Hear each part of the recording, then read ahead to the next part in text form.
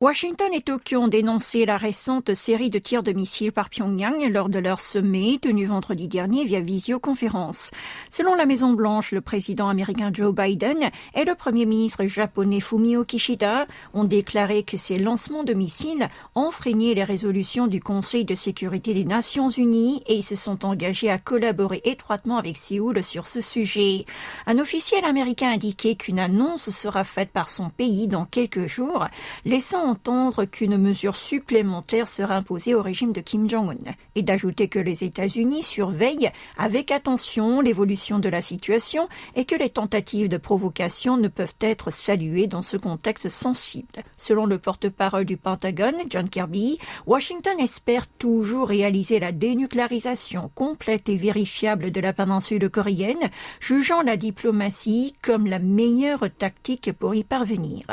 Pendant leur entrevue virtuelle, Biden et Kishida ont confirmé à nouveau leur volonté de coordination à l'encontre de Pékin et sont convenus de mettre en place un conseil de politiques économiques composé des ministres des Affaires étrangères et ceux de l'économie des deux nations.